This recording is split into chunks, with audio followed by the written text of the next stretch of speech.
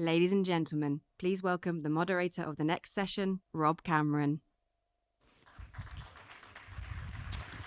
Well, good morning, ladies and gentlemen. I'm Rob Cameron, and for the last 20 years, I've been the BBC's correspondent based here in Prague for the Czech Republic and Slovakia. Welcome to GLOBSEC, and welcome to this discussion, this GLOBSEC chat on relations between the UK and the European Union, a relationship that's been put on a whole new footing since the signing about a month ago of the strategic partnership with the EU.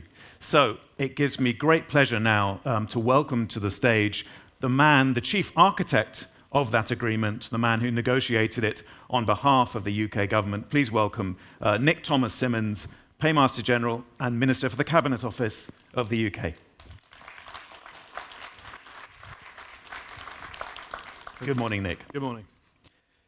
When I turned on the radio on the morning of May the 19th, I thought for a minute that the UK had actually rejoined the European Union, listening to the splutterings of outrage from people perhaps on the right of the political spectrum, talk of Brexit betrayal, and so on. And then I actually read the UK-EU strategic partnership, and I soon realized it was a far more modest document. Indeed, many in the pro-EU camp were a bit disappointed that it didn't go far enough.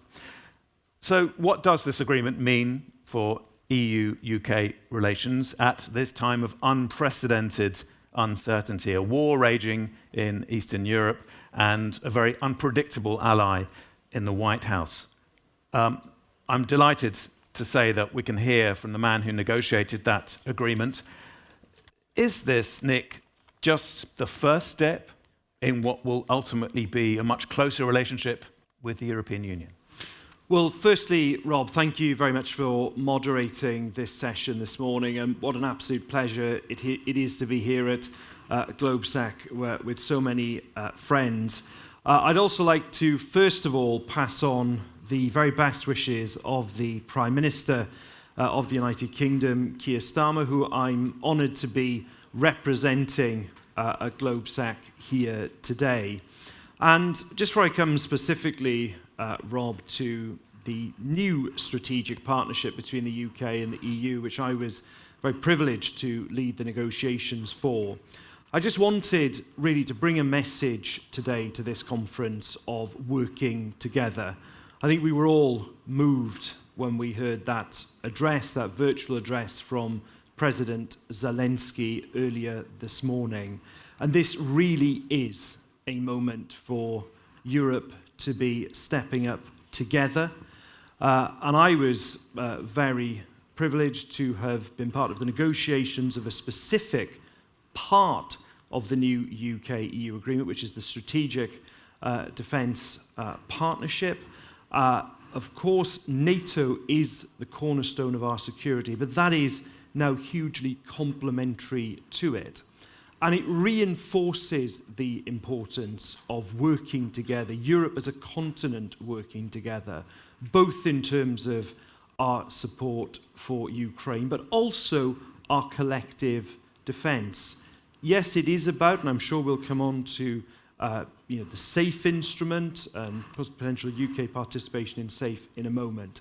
But it is also, in addition to that hard-edged defence investment, it is also about the hybrid threats that many European nations are facing every day. It is about the infrastructure around Europe, the underseas cables that we all know we need to work collectively to protect. And recently, in the United Kingdom, we had our own strategic defence and security review when we set out our approach to these new threats that we face and the increases in defence spending that would be necessary to meet that. But interestingly, Rob, when you opened in your remarks, you talked about various reactions of people on the 19th of May to the new UK-EU strategic partnership. And what struck me is that there were still people who were looking backwards, when actually this is about looking forwards. This is about the challenges that we all collectively face in the 2020s, and by the way, opportunities too. And it is about meeting those shared challenges together, grasping those opportunities and seizing those opportunities together for mutual benefit. And Rob, to come directly to the point that you asked about the trajectory of the UK-EU relationship, I've now moved from my role of being lead negotiator on the deal and the agreement we reached on the 19th of May to, I suppose, being lead implementer of that deal. And it is very comprehensive around a range of different issues. And of course, now in the years ahead, what we are going to see is that closer EU-UK relationship. And that process now of implementing what we agreed on the 19th of May is going to be what that's all about. Okay. Could I perhaps quote my esteemed BBC colleague, Henry Zeffman, who has said... Who better to quote? Indeed. Who better to quote, Rob? In his analysis on the day the details were published, I think he said something like, I think Keir Starmer was hoping or was betting on the fact that 9 years after the Brexit referendum, that people just don't really care about it that much anymore. We've moved on to the point where, yes, there are still strong emotions around it, but there is not that same level of fury on one side of the camp and disappointment on the other. Do you think that's fair? Do you think from everything from the wording of the agreement to what was agreed reflects the fact that the people of Britain now, it's simply not the issue that it was? But people have moved on, and collectively, our political system and some people in it need to move on as well. And when I am going around the country speaking to people in the United Kingdom, we had local elections fairly recently in the United Kingdom, people are concerned about the government delivering improvements in their daily lives. And that's why when I was talking about the new UK-EU strategic partnership, we were talking about the arrangements on energy that can bring household bills down, for example. We were talking about, the better trading we're going to be able to do in, agricultural products, plant products, agri-food products, that is going to be able to have a real positive impact in terms of bearing down on food prices in the United Kingdom. We're talking about the energy arrangements we're coming to being really, really great for jobs, not least in the North Sea, or the new tools we're going to be able to share on fighting serious and organised crime. So what I'm interested in speaking to people about is why it is good for jobs, why it is good for bills, why it's going to be good for borders, and it's going to be of mutual benefit right across Europe. And that's what I'm finding when I'm speaking to people.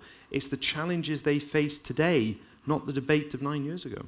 You said when the agreement had been signed, I quote, that the government had worked for a deal to make the British people safer, more secure and more prosperous. And you've laid out why you believe that this deal does make the people of Britain more prosperous, more secure.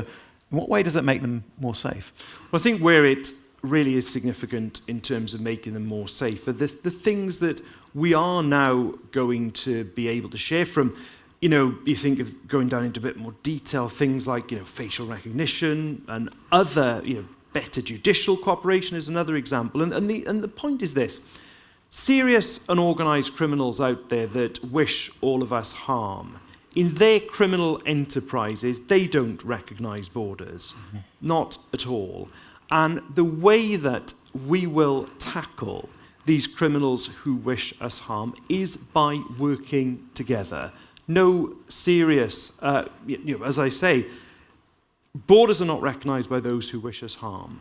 So any serious strategy to deal with them also has to go across borders, also has to go across countries. And that means sharing data, it means sharing information, but also sharing tools, crime-fighting tools, that means we can work more strongly together. And that is exactly what this agreement delivers. Could this agreement, though, be used to build closer relations on defence? Could there be a greater role, for example, for UK defence firms in the EU defence procurement process, using existing EU finance systems? Is that something that could happen further down the line? I think so, and I actually think that it is essential that at this moment we are not fragmenting the European defence base. Now, the security and defence partnership that we have secured means that, in principle, the United Kingdom could have an access to the SAFE instrument. That's clearly now going to be subject to further negotiation. But I always think, and as I'm sure you can all imagine, there have been moments in the negotiating room in not just the time I've been a government minister, but when I was preparing the work for this in opposition, where you go into a great deal of detail, but you must never lose sight of the bigger picture. And the bigger picture here is of collectively across the European continent as stepping up on defence. And I think the ability of UK defence firms to be able to engage, whether it's in joint procurement and other participation in the SAFE instrument, I think would be of real mutual benefit across the continent. Despite the considerable opposition from some members of the European Union, such as France, to us doing that? Well, actually, the Franco UK relationship is, I think, in a really, really positive space. I mean, we're looking forward to welcoming President Macron for the UK-France summit. I mean, I've obviously, as you can imagine, been over to Paris on more than one occasion, and whether it is on defence, whether it is on the issue of irregular migration in the English Channel, the relationship between France and Britain is in a really, really positive position. We heard from President Zelensky earlier. He mentioned the oil and gas exports from Russia that helped fund Russia's war against Ukraine. And of course, the Russian authorities, Russian government, Putin is eluding EU and UK sanctions on oil and gas exports, partly thanks to its shadow fleet, these tankers that cross the seas selling oil legally. We, the United Kingdom, is a major maritime power. Shouldn't we be doing more in a very muscular way to stop them? Well, look, we've already sanctioned, I think it's over 250 vessels in the shadow fleet, and we remain a voice for pushing always for tighter sanctions. We move forward with our international allies in this, because we think that is the way that you have the strongest voice when you act collectively. But be in no doubt, as I thought President Zelensky set out very well this morning, that in terms of peace negotiations in Ukraine, the ball is in Putin's court. It is Putin who is not coming to the table and engaging in a serious way. And the United Kingdom will remain very robust in terms of pressing for sanctions, and indeed tighter sanctions than we will continue to look, for example, at the shadow fleet and continue to build on the tough action we've already taken. I mean, I appreciate it's not quite your brief, but that's sanctions. But could you envisage the Royal Navy playing a much more aggressive role in stopping these ships and harassing them in a way that I believe one of the Baltic states did recently? Well, yeah, I mean, I'm not sure about the word harassment. I mean, what our Royal Navy is doing, indeed, with our allies, is actually enforcing a rules-based international order. I mean, it's the shadow fleet, the Russian shadow fleet, that is actually flouting the international rules-based order. But rest assured, whether it's through our Royal Navy or indeed other assets the United Kingdom has, we will continue to press for the enforcement of a rules-based order. That's on the surface. Of course, there's an awful lot going on below the surface. There is. Yeah. Think about, these undersea cables, pipelines, and so on. I mean, how do you envisage this closer relationship with Europe manifesting in better protection of all that stuff under the sea, which is so crucial to everything we do as citizens? It absolutely is, and I was visiting only last week one of the energy interconnectors that exists. This is the Viking interconnector that exists between the United Kingdom and Denmark, and these interconnectors, of which I'm sure there are going to be more in the years ahead, are a very precious asset in terms of energy, how we most efficiently use energy together, but also on the issue of energy security. And when I was given the presentation on that visit, we were also talking about how we best protect these assets. And that is one of the things, again, these are cables that exist in international waters. Again, no single country is going to be able to defend these assets. They are only going to be properly defended by working collectively together. And that is one of the hugely important aspects now of security and defence going forward, how we protect those underwater assets. And should that be done purely as part of NATO, or do you see a role for the EU-UK relationship? We are in an age where Europe collectively is stepping up on defence, and there's not this either-or debate anymore. There is NATO as the cornerstone of our collective security, but whether it's the security and defence partnership with the EU, whether it's in energy security, whether it's in protecting underwater assets, it's about what we do in a complementary way to seek to achieve this. And that, I think, reflects, the threat picture, frankly, of the mid-2020s. Those are the big sort of geopolitical issues, but on this closer relationship that we now are heading towards, thanks to your work and the UK government, why is things as banal, if you like, as youth mobility, the Erasmus scheme, why are they still so sensitive for a UK government, and a Labour government at that? Why is the government being so timid on something that is so innocuous, the idea of, I don't know, a student from Bologna or Madrid studying engineering in Leeds or Hull? Well, by the way, I worked in the university sector before becoming a member of Parliament, a member of the UK Parliament, and I have my own personal experiences of the great enriching experience that international students bring. So you won't find a stronger advocate of that than me. I mean, look, all European countries, when I visit, know that there are issues of migration that we're all seeking to tackle in our particular ways in our countries. But I actually think that the common understanding, the new strategic partnership between the UK and the EU, has actually really exciting opportunities for young people, whether it's in terms of the youth experience scheme, whether it's in terms of the accession to Erasmus Plus.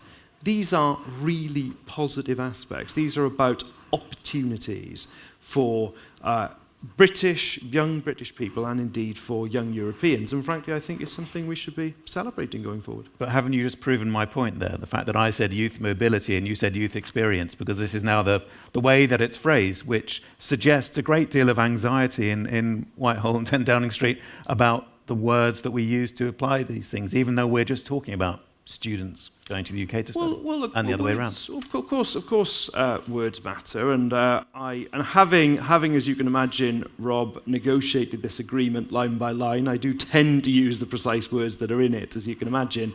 But the reality is that I think this is a really positive aspect of the common understanding, and very proud that it's been negotiated, and I think it's one of the many aspects of this deal that would be really positive. Obviously, a big sigh of relief from UK farmers and food producers at this deal, less so for fishermen, but that's probably for a discussion for another day. But what practical steps now can both sides take to reduce, not remove, but reduce the remaining frictions that exist to trade between the UK and its largest export partner? Can I just take up the point about fish just for a moment? Because, of course, what's happening is first of all, a multi-year agreement of the existing situation that rolls over, which means that you have that stability that's required for 20 years, I think, in the fleet. It's 12 years, sorry, from 2026. That is important, and that's why, alongside this deal, we are investing £360 million in our coastal communities. But in addition to that, the Sandry and Phytosandry agreement means that our fishers will have far easier access to the EU market, which is a real positive and an improvement on what the current status quo is. And more generally, when we talk about food and drink exports. You know, the things like the export health certificates is a good example of the kind of red tape and paperwork that we've had introduced into this aspect, this sectoral trade in recent years. By sweeping those things away, that is obviously of significant advantage to exporters in the UK, but frankly, it is of mutual benefit. It's of mutual benefit to traders that we are taking away that red tape or that a lot of paperwork that is needed. That will produce a much smoother flow of trade across the channel, which can only be in the interests of both the UK and the EU. Keir Starmer said when this deal was signed that it's time to move on from the stale old debates and find common sense, practical solutions to get the best for the British people. Surely the most practical solution would be something much more bold, rejoining the European Economic Area to remove all these tensions and these frictions straight away. But you see, we were elected on a manifesto in 2024 that set out to negotiate the things that are in the agreement on the 19th of May. We have a very strong mandate from the British people to negotiate, and I think that is hugely important that we have that mandate. But it's also about delivering real, tangible benefits from a constructive UK-EU relationship. Even in recent days, Rob, we've seen, for example, on Gibraltar, we've seen an agreement reached on Gibraltar, which has taken many, many years. So it's about the democratic mandate we have from the British people for the new strategic partnership, for the things we've sought to negotiate. But above all, it is, as I say, about looking forward. We live in a very changed world to even 5 years ago, let alone 9 years ago. And this new UK-EU partnership really is about, as I say, tackling shared challenges, but also seizing opportunities as well. Well, you say we live in a changed world, and it's absolutely true, but I suppose Keir Starmer has the unenviable task of navigating this passage in this changed world between the United States and the European Union, these two huge blocs. And it's obviously there are huge political pitfalls in getting too close to Europe with obviously reform in the UK and others. And yet on so many things, on military support for Ukraine, on Israel's actions in Gaza, on freedom of speech, the danger of the far right, the UK is just poles apart from the United States now. I think it was Adam Bolton who said, of the Trump administration, not of America or of Americans, but of the Trump administration, after the Munich Security Conference and the whole WhatsApp leak thing, he said, look, these guys are not our friends. J.D. Vance, he's not our friend. Why continue to pretend that they are? It's not a pretense at all, and it is a very strong transatlantic relationship that I see in action across government every day. And we secured an economic deal with the United States in recent weeks as well. And look, Britain has a number as friends and allies around the world. Winston Churchill didn't choose between allies. Clement Attlee, great post-war Prime Minister, didn't choose between allies, nor do we. Our approach is to deepen our relationship with our allies. And I have to say that the Prime Minister has been showing that, not so much in word, but in deed, since he became Prime Minister. Well, that's all we have time for, I'm afraid. Thank you very much indeed, Nick Thomas Symonds, speaking to us there on this new relationship, a new dawn of a new relationship between the UK and the European Union. Please don't go anywhere, because in a few minutes we'll be joined on stage by the Prime Minister of the Czech Republic, Petr Fiala, to give us his remarks. But Nick Thomas Symonds, thank you very much indeed. Thank you.